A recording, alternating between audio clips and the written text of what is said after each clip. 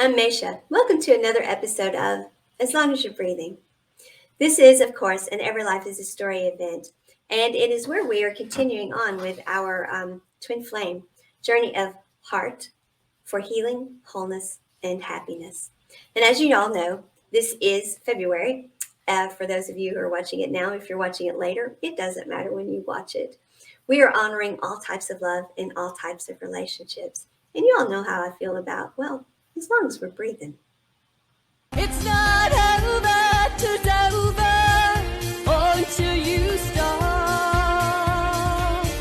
Make the end God find you on your own mountain top.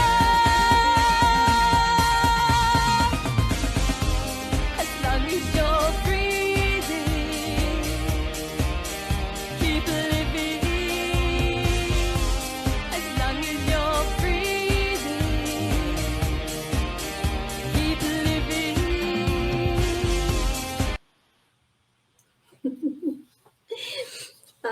All right. So, for those of you who have been following, the very first episode, we go through the whole story. The rest of the episodes, I'm taking a little bit at a time and I'm doing commentary on each section.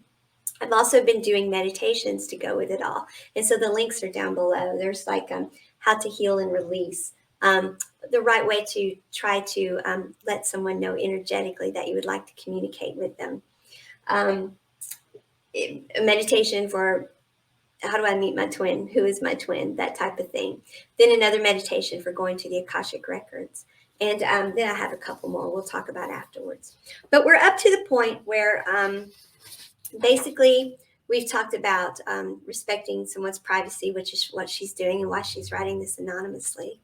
We've talked about the fact that she didn't believe in twin flame and that many people don't know about twin flame. We talked about the fact that they wore a mask and what that can be like.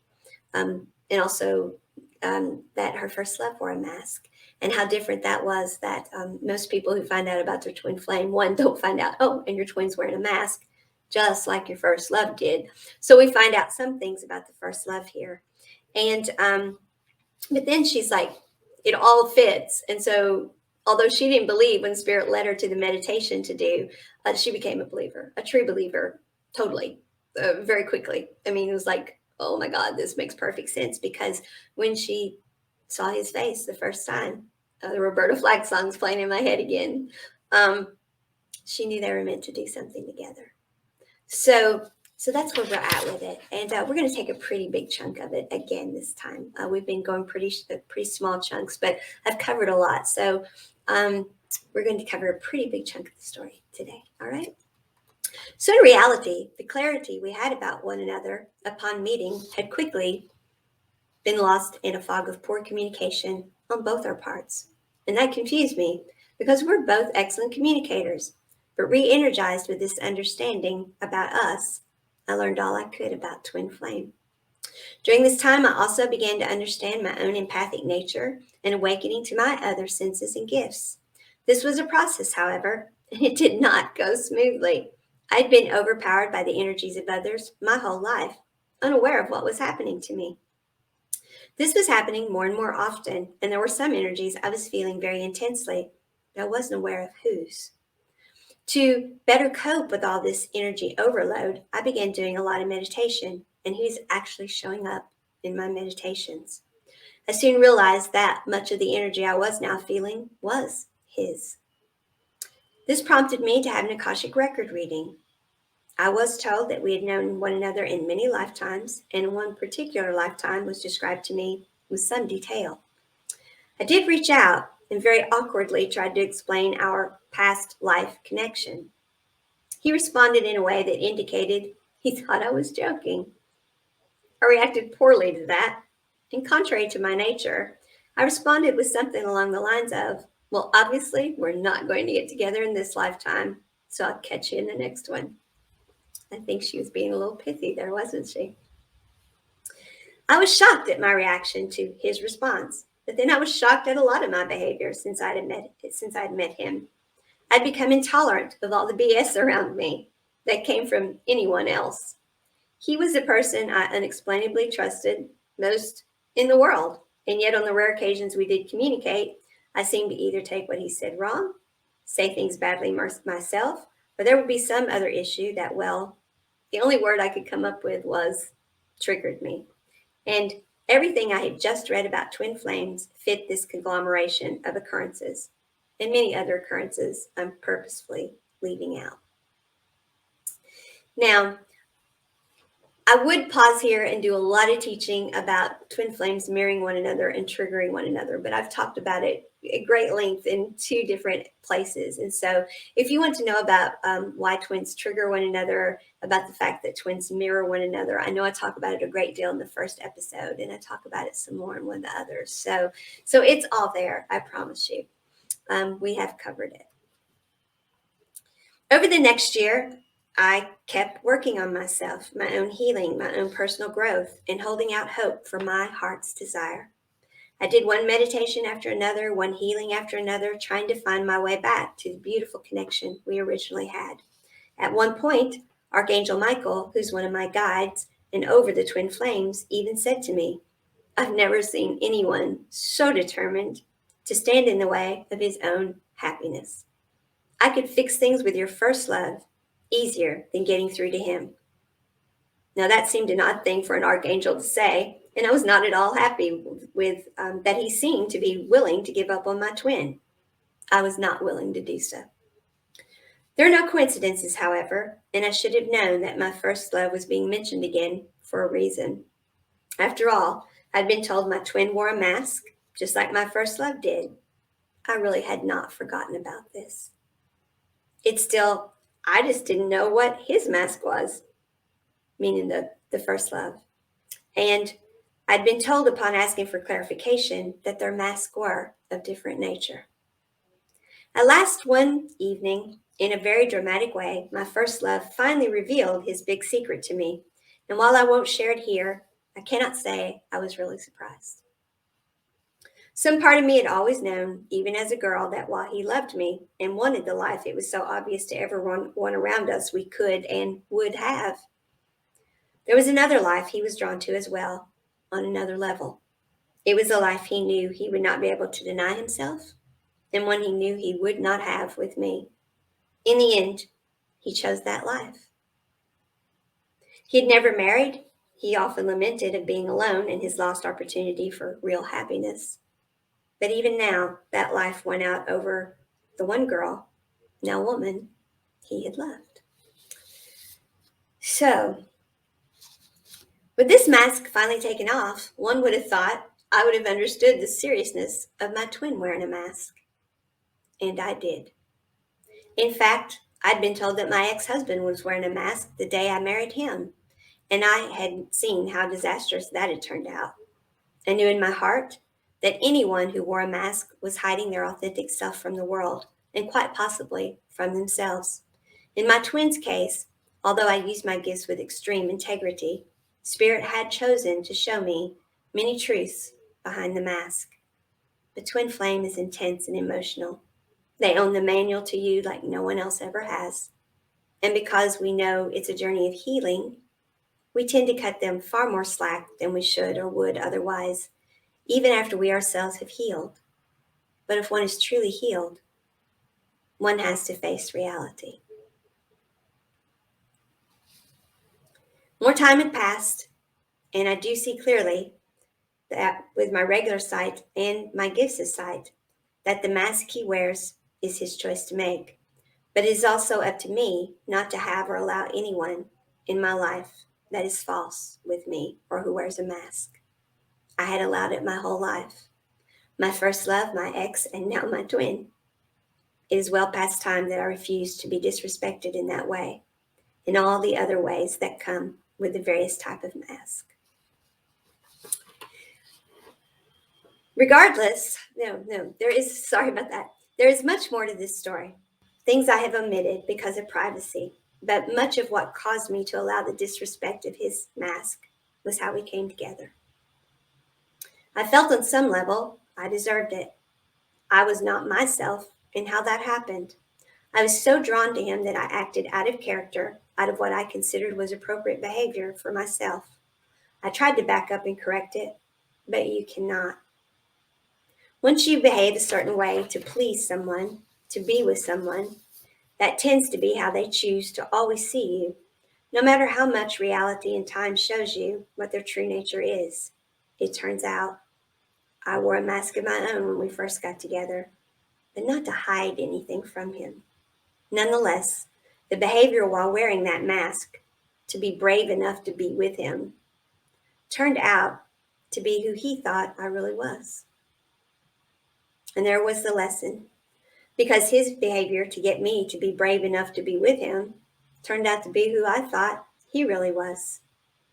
I've watched closely with both my natural sight and the insight Spirit has chosen to show me for best and highest good, to see who he is without the mask. And time and reality have shown me he's not really the man I thought he was. Oh, he could be, but that's not who he wants to be. And that's his choice to make. I also could be of the character that I acted to be with him to begin with, but I'm not that person.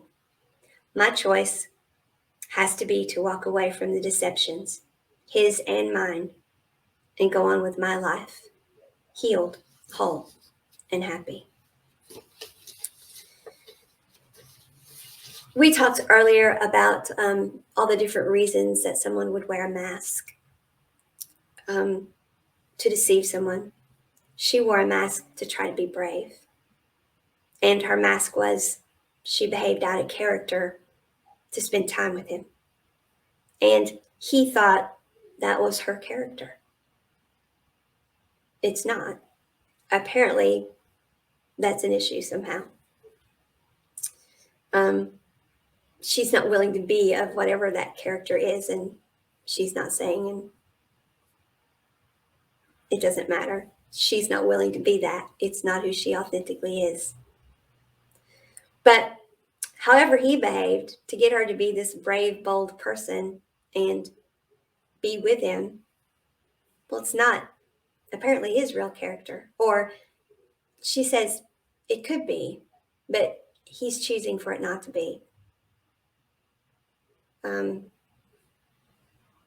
He's choosing not to be, and that's his choice to make. She acknowledges that. What she's saying here is, we both wore masks. I realize now I wore one too.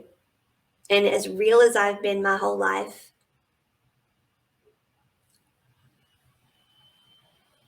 I wore a mask. So she felt like because she had acted brave and bold and really wasn't, at least not in whatever way she means here, she deserved. Okay, it's okay how he's treating me. I'll put up with it a little longer. It can't possibly last. I'm this good, authentic, kind person. He's going to see that. He's going to see that. He's going to see that. But he just kept expecting the behavior that had started everything. And he wasn't seeing her for her. She was, however, being given insight into him. Now, what all that insight is, I don't know. But she was being given insight. She says, by Spirit for best and highest good. I've asked her about that. She would talk about how she used her gifts with integrity and purposefully didn't try to psychically spy on him. She would be sitting around and Spirit would say, you need to be aware of this. And he would let her overhear a conversation in real time. The first time it happened, she was like, this can't be happening. But it was. It happened with some other conversations. There were some other incidences, some other things that he was doing that she was given insight to, allowed to even feel the emotions of and experience. We already know that she was experiencing his emotions as an empath anyway. Now, I do want to talk about that a little more in a bit. But the truth of the matter is what she's learning about herself, because she's talking about all these lessons she's learning, what she's learning is her whole life, because of programming, traumas, whatever, she's allowed everybody in her life of significance to wear masks. And ended up in the end, she was always trying to be authentic and real. And this good person thinking, okay, they'll take the mask off. If I'm just this good person, they'll take the mask off. But they didn't. She doesn't go into the thing about the ex-husband, but I do know some about that story too, and he didn't take his off. Spirits who showed her about his mask.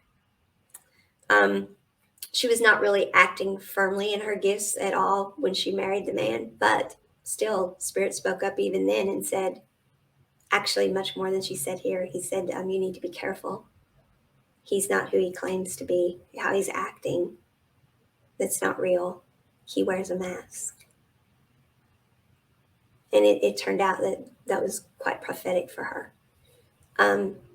But she didn't know that at the time. All she knew was, that is the most bizarre thing. I think I just heard somebody telling me something, and she didn't know. She didn't know she was an energetic being who needed to be practicing energy hygiene and doing daily energy management. When she met this man, neither one of them knew they were energetic beings needing to have an energetically balanced relationship. She actually was the one that knew they were twin flame, and she was trying to get that across, but he didn't believe in it. And it was all new to her too. She does talk about, though, going to an Akashic record reading. She got some information there. Tried to share that with him, of course. But she talks about, as she began awakening herself to her other gifts. Frequently, when we meet our twin flame, what tends to happen is one or the other is not spiritually awakened yet, or neither of them. And one is triggered to be spiritually awakened. Now, this awakening of consciousness, this conscious awareness that happens, is simply becoming aware of reality. The reality that you don't have to let the people in the cheap seats run your life. That the societal programming, the patriarchal mindset, the lineage factors, the ancestral programming, the ancestral issues, or even if you're an esotericist, the energetic DNA imprinting that comes from past lifetimes even. We don't have to let those things remain part of the brain's programming that tells us, don't listen to your intuition, don't listen to your heart space, don't go with what lights you up, don't do that, don't transcend that, what I'm telling you, and reach up here to your higher self and source and the guides for guidance and listen to them, because we can't see them. What if they're not real? What if you're crazy? So that's what she was going through. She was going through spiritual awakening while all of this is happening, and a lot of other things, like she's left much out. She was going through a lot of other things. And she was doing meditations, and he was showing up in the meditations even. That's why she went to Akasha. She talks about how much she was feeling him, and she didn't even know it. I've talked to and channeled a lot about twin flames, talked to many. It's not uncommon. When we don't practice energetic hygiene, when we don't know to clear our energy, when we don't know how to have our energy not leaking out or letting other energy in, when we don't know those things, especially an empath, feeling other people's energy can be absolutely overwhelming, could lead to health issues even. The fight and freeze syndromes, which I talk about in the first video, and other things. In her case, it was becoming an issue, obviously, because she was doing meditations and she was going to Akasha over it. So the fact that she's feeling all this energy and then finding out it's his, it's like, holy smokes. We're not even talking a good deal of the time, and I'm feeling his energy. What is up with that? But what I've found is, I know of one twin couple that he was born at a time when she was like 12 years old. She developed irritable bowel syndrome at 12 years old. They were born in different parts of the world, okay? And he was born unable to have what babies usually have, formula or even milk. And so he had issues, and she developed irritable bowel issues about the time he was born. Now, I know this particular person, she talks about it. She's told me about how even now she can be working and she feels something going on with her energetically. And she's like, everything is fine. What is this I'm feeling? What is this that's happening? And spirit will say, it's not you. It's happening with your twin. So she feels a great deal energetically because of her connection with the twin. Often twins are telepathic. Now, it can be that one is aware of it in the 3D and is communicating with the 5D version or the higher self of the twin. Or it can be that they're both communicating in the 3D. The thing is, you may not know. You may be getting all these messages and so sure that it's the 3D version is aware of what's being said back and forth, but it's the 5D that's communicating with you. I know you've seen all the stuff on YouTube where the two 5Ds can meet on the seventh plane and all of that type of stuff. Well, we can meet anyone that way, which is we can request that anyone meet us in a different dimension and communicate with us. But twin flame do it often. So there is a connection there energetically that is. Now, I don't know his story. I don't know what he's felt. I don't know if he's empathic. He's her twin, but I don't know if he's spiritually awake. I don't know. But she has gone through a great deal of, okay, spirit is showing me and saying, best and highest good, you need to know this is going on. I want you to understand the mask. And so she's getting insights and showing her that, wow, I let everybody wear a mask. But also realizing that she herself wore a mask and she felt guilty for it. She felt like I wasn't really honest with him. Although I didn't wear the mask to hide anything, I was just trying to be brave and bold and spend time with him. But it wasn't the right thing to do. So regardless, she's feeling all of this. We don't know what he was feeling. But from talking with other twin flames, sometimes it is both that's feeling things, but they're feeling them differently. And the one, they don't talk about them. Or if they do talk about them, that's when they finally really do realize they're twin flame. And it's like they'll go ahead and call each other and because they can hear each other and they'll say, I can hear your thoughts. I can tell you're thinking about me. And the other one will admit it. You know, they can start getting to that point. They can use the truth to talk to one another the way we should. They can be authentic with one another and handle all of this so much better. But she just didn't have that here. Of course, I talked in the other videos about 1 + 1 = 3 relationships and how we're to be whole and complete in our authentic selves and come in and say, this is what you can expect of me, not hand them a list of what I expect of you, so you make me happy. It's no. Unconditional love means I'm not giving you a list of conditions. I'm giving you a list of self-expectations of me that you can have. And we're going to put it here in the third person in the relationship. Every relationship's a threesome. The third person is the relationship. So she puts her list. This is my self-expectation list. He puts his self-expectation list in there. And then they can talk about the relationship from that context. And they can remain whole, happy, healthy, and complete people and not be destroyed, broken up, etc., if things in the relationship get a little rocky, or if the relationship stops serving one or both of them and they move on. That is how we should manage all relationships. That is energy management of relationships.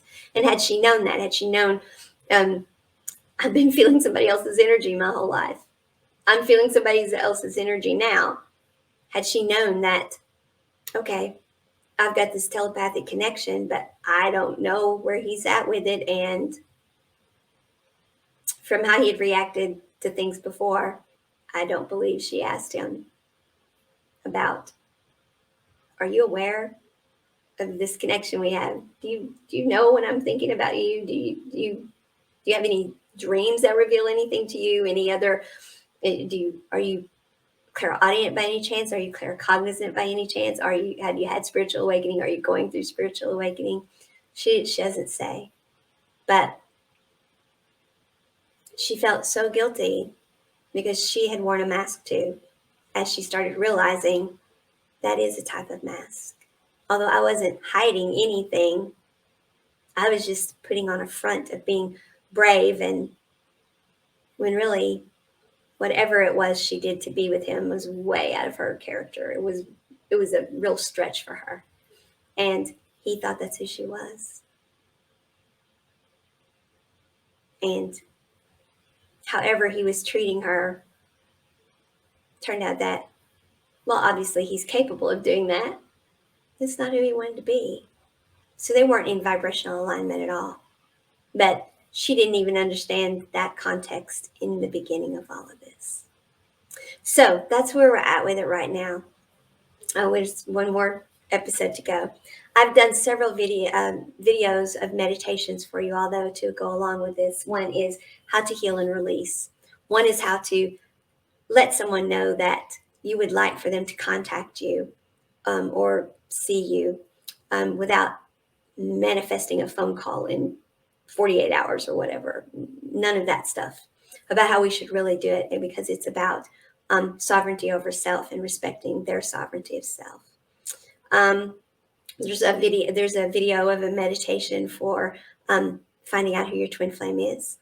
And then there's one for going to your Akashic record and getting some answers there about your relationship. And then I have one about asking to be shown what's behind the mask. Because none of us should be in relationships with someone behind a mask. So in the meditation, it does ask for only best and highest good. And so just like Spirit decided best and highest good and showed her things about his mask, that's what this is for, is to help you with anyone who's wearing a mask. And then there's one for healing when someone has worn a mask with you. So I've done several meditations to go with all of this. And we're going to finish it up. And we're going to finish it up in the last episode. So thank you all for being with us as we go through this series. If any of you would like to tell your twin flame story, even anonymously, I would love for you to contact me and let me know. There's so much out there, and it's very important that we discuss twin flame from the standpoint of energy management, because as I said, all relationships should be managed with energy management. Now, twin flame is more intense. As she said, they own the manual on you. You own the manual on them. Hopefully, you do if you're twin flame. But at the same time, you don't know about energy management and you're not practicing that. Owning the manual on each other still doesn't work, which obviously we're seeing here. So we need to get the right information out there. Twin flames need to understand how to do energy management for relationships so that they can stop being such difficult relationships. And everyone else needs to know too, because that's how we should handle all relationships. So until I see you next time and we finish this up, remember, as long as you're breathing, keep living in great big capital letters and loving too. Bye, you all.